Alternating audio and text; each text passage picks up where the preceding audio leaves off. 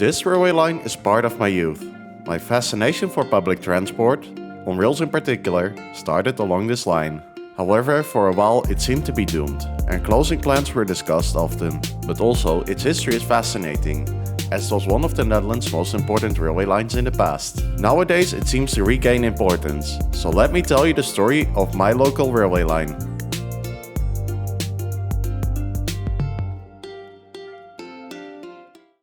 The line starts at Elst, where it branches off from the railway line between Arnhem and Nijmegen. The stations along the way are Zetten-Andelst, Hemmen-Dodewaard, Opheusden, Kesteren,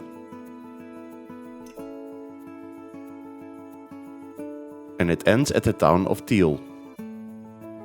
The line has a gauge of 1435 mm. The length of this line is 32.8 kilometers, and up to this day this line has not been electrified.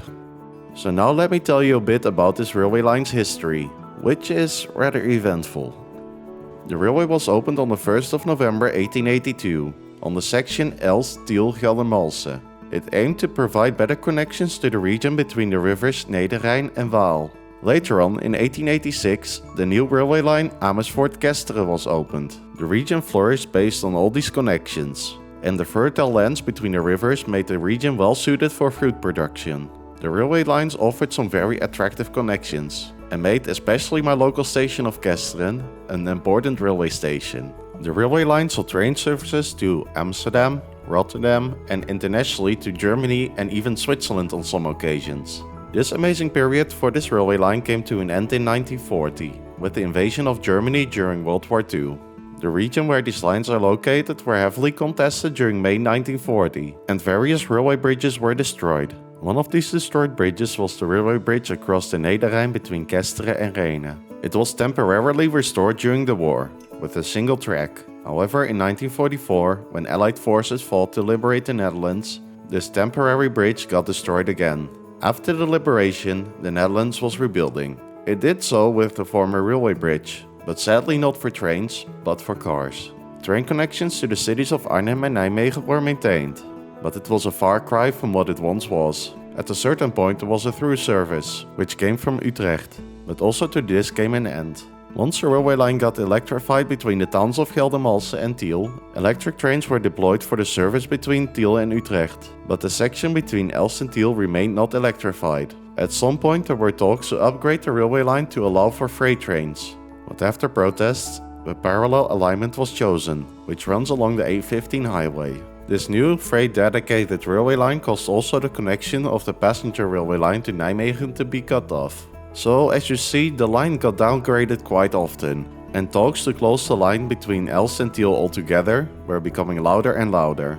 Around the turn of the millennium, the Dutch railways even started running buses in the evening. But as the title of this video suggests, there was hope for the line, and this came in the form of tender-based privatization.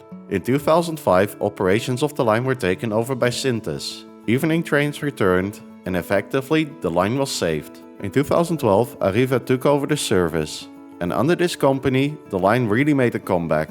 You see, bus services were tendered in the same contract, which allowed for true connectivity in the region. The railway line would basically form the spine.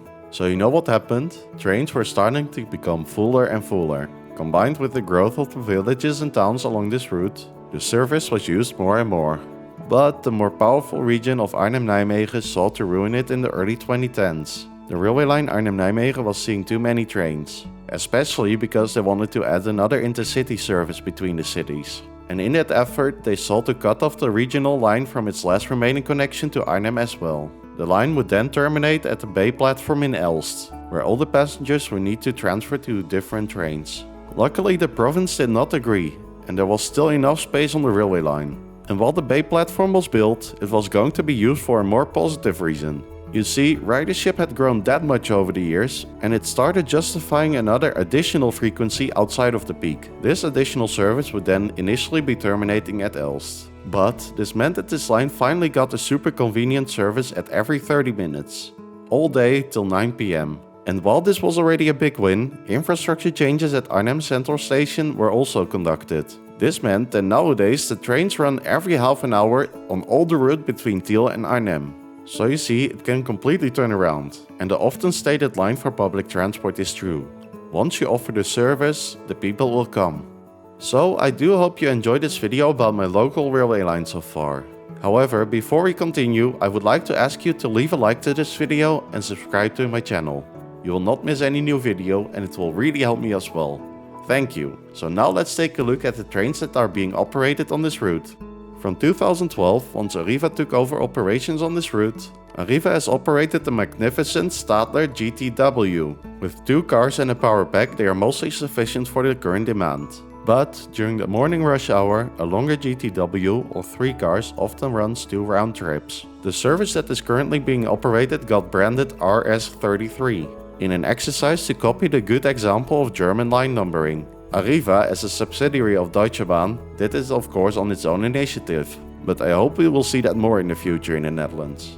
So, what do I hope for what the future brings for this line? Well, first and foremost, I would like the historical aspect of this line being restored into its normal glory. I don't know who should pick this up, but the iconic and actually unique station buildings of Kesteren are in a rough shape and are in dire need of a proper restoration. Also, given the fact that they are national monuments. And the same goes for the building of hemmen-dodewaard, which is not unique in that way, but it is an original, or rather template, for a whole host of station buildings across the Netherlands. I hope these buildings could one day be host to some nice restaurant, or museum, or anything that brings these abandoned buildings back to life. It will also be good for the areas around the stations, making them nicer and above all, way safer places to be. But besides all of that, I think it makes sense to start thinking of electrification of this line. With oil prices going through the roof, diesel operations start to make less and less sense. Cost-wise, morally and environmentally, it might as well be worth the investment. On top of that, the opportunity arises for more attractive routes, where even a direct connection with cities as Dordrecht and Rotterdam would not be far-fetched. So yeah, with that we reach the end of this video. I really hope you enjoyed this video about my local railway line. If you'd like to see more of my work in the future, please do not forget to subscribe to my channel. And as always, thank you very much for watching.